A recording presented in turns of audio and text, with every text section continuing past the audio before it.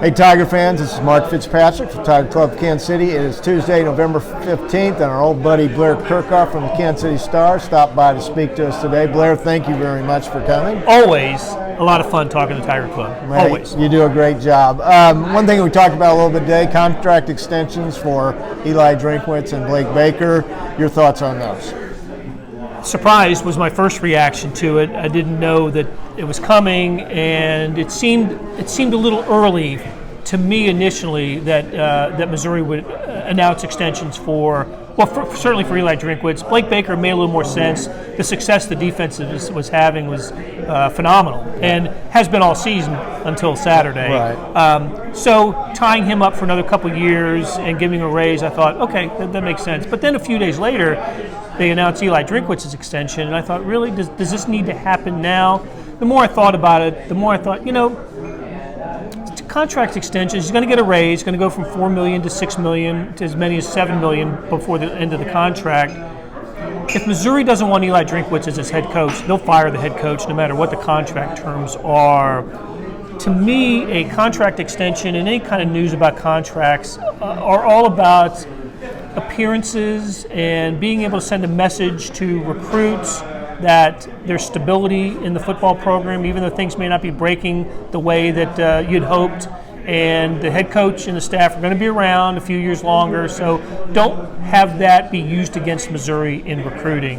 And to me, that was as much a message as rewarding Eli Drinkwitz for the record that he's accumulated, around 500, a little under 500 overall. Not too different than Barry Odom at the same time, the previous coach. Right. So I can see where fans would question it, but I think it's just more of an appearance thing than a vote of confidence. Okay. Tiger basketball underway. Tigers 3-0, not playing the toughest schedule yet, but I think Dennis Gates has set it up well as the season progresses. And you had a nice piece in the paper today. They're starting to play some defense. Yeah, that was good to see. If you're going to play the teams that you're supposed to beat, do it in the way that you want to do it. And I think the first two games we saw great offense from Missouri, from Kobe Brown, from Nick Honor, from all the other newcomers. There's a ton of newcomers on this team. Right. Still trying to get to know these guys. Couldn't have been too happy with the defense. The first two opponents against Missouri shot 50% on threes, a combined 50%. This third game against Lindenwood on Sunday, I think Lindenwood was like 6 of 20 something from 6 of 25 something from threes. Anyway, it was much better performance by Missouri on the defensive end. I'm sure that Gates and the coaching staff were happier with that result. They've got a few more of these coming up in the next couple of weeks before the schedule starts to grow a little teeth, right, with KU and Illinois, and then the couple SEC games, Kentucky leads it off. They've got to get better at all places. They've got to get confident and grow familiar with each other. I think that's what these early games are about. You cover everything in Kansas City, so I'll ask you about the Chiefs now. Just on the Athletic and Yahoo Sports, Chiefs are number one in the power rankings again. That's all important NFL power rankings. That's right. That means a lot, right? But they look good Sunday. They were -3 in turnovers, plus lost an onside kickoff, and they still won comfortably. Yeah, and an extra point, and they fumbled a kickoff return, right? And they still beat Jacksonville by double digits. Covered the spread, which is important to a lot of people these days. You can cover the spread who live in Kansas City.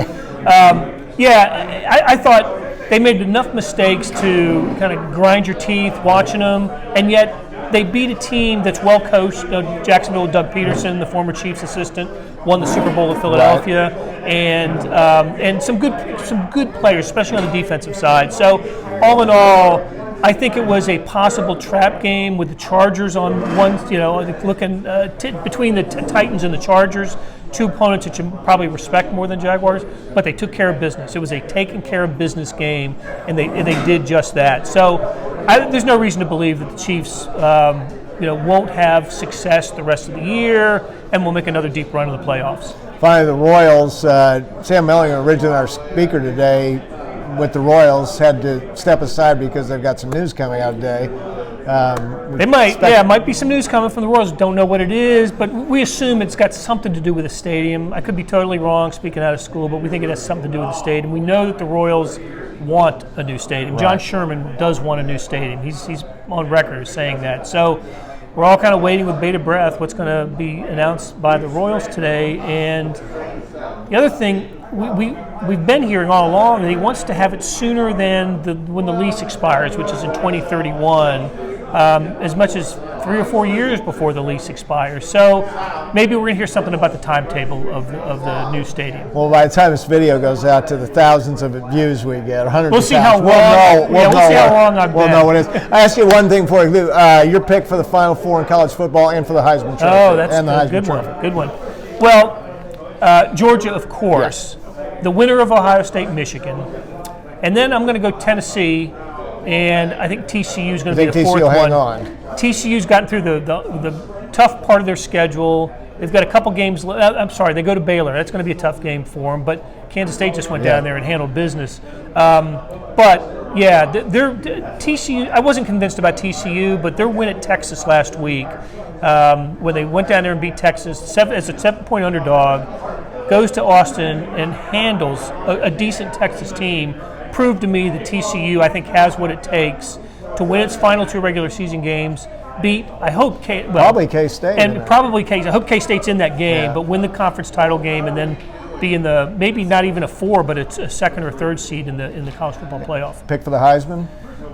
Oh, I guess I'm going to go with chalk here, and it's not going to be Young. It's not going to be the chance to win it back-to-back, but C.J. Stroud, I think, will end up winning. Yeah. All right. Blair Kerkhoff, Kansas City Star, always does a great job. Don't forget to listen to his podcast, That's right. KC Sports Beat, which is updated daily. I thought it was only 3 times a week. I'm sorry. Except for Thanksgiving. We're taking a Thanksgiving break, only a couple days next week. It is great, and when I'm working in the yard, I always listen. So thank you, Mark. All right, Blair Kerkhoff. Next week we will have Sam Mellinger from the Kansas City Royals, and in 2 weeks, Sophie Cunningham, former Mizzou All-American basketball player, will be our guest speaker. How cool is that? That is great. For more information on membership and events, go to kctigerclub.com.